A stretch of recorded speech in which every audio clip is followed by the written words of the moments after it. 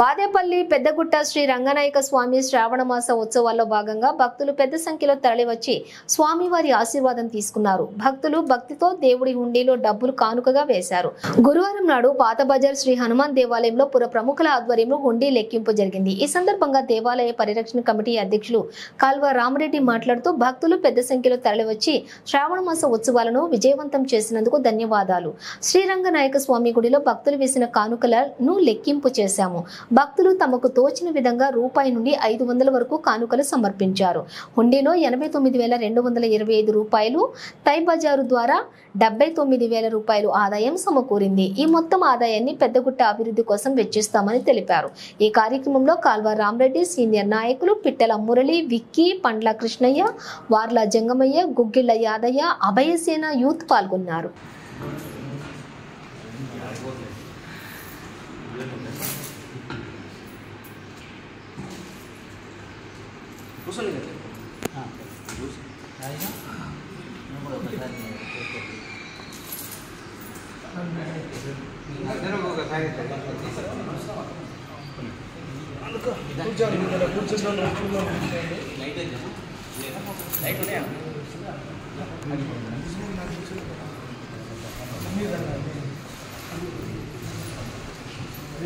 बोलो रंगनायक सामने बार की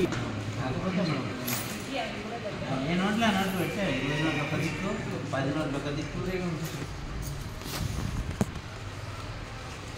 500 పట్టండి 500 తక్కువ కట్టిసే కాబట్టి 100 పట్టండి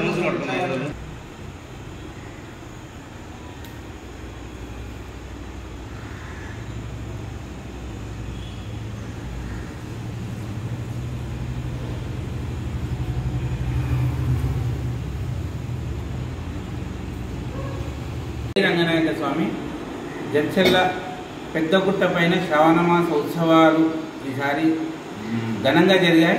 అందులో భాగంగా భక్తులు 1,00,000 అడుగుల లక్ష్యంతో ముందుకెళ్ళినాం. 1,00,000 అడుగులు పడ్డాయి అక్కడ. దానిలో భాగంగా ఈరోజు పాత బజారు హనుమాన్ దేవాలయంలో పరిరక్షణ కమిటీ ఆధ్వర్యంలో హుండీ లెక్కింపు జరిగింది. అందులో 89,225 రూపాయల ఆదాయం సమకూరింది. తై బజార్ ద్వారా 79,000 ఆదాయం సమకూరింది. మొత్తం కలిపి 1,68,225 రూపాయల ఆదాయం సమకూరింది. ఈ మొత్తాన్ని బ్యాంకులో డిపాజిట్ చేస్తున్నాం. బ్యాంకులో ఒక అకౌంట్ ఓపెన్ చేసాం, అకౌంట్లో డిపాజిట్ చేస్తున్నాం. మరియు ఇదే కాకుండా ఈ పెద్దగుట్టని అభివృద్ధి చేయాలని సంకల్పంతో ఉన్నాం కాబట్టి అభివృద్ధి కమిటీ త్వరలోనే అభివృద్ధి కూడా చేయాలని పరిరక్షణ కమిటీ ఆధ్వర్యంలో అనుకుంటున్నాం. త్వరలో కమిటీ ఏర్పడుతుంది. తర్వాత గుట్టపైన ఏమేమి కార్యక్రమాలు చేయాలి అనేది ఒక కోనేరు బాగు చేయించాలి, తర్వాత ఒక మంటపం కట్టించాలి. అక్కడ ఇంకా జనాలని రప్పించడానికి అంటే భక్తులను రప్పించడానికి ప్రతి శని ఆదివారాలు వాహన సౌకర్యం కూడా కల్పించడం జరిగింది. ఈ పెద్దగుట్ట అభివృద్ధి చేసుకునేది మన బాధ్యత, మన జడ్చెల్ల ప్రజల బాధ్యత కాబట్టి ప్రతి ఒక్కరూ ఈ అభివృద్ధిలో పాలు పంచుకోవాలని. కాబట్టి భక్తులందరూ శని ఆదివారాలు ఉదయం 8 గంటల నుంచి సాయంకాలం 6 గంటల వరకు పూజారి గారు కూడా అందుబాటులో ఉంటారు, వాహనాలు కూడా అందుబాటులో ఉంటాయి. భక్తులందరూ తప్పక విచ్చేయగలరని మనం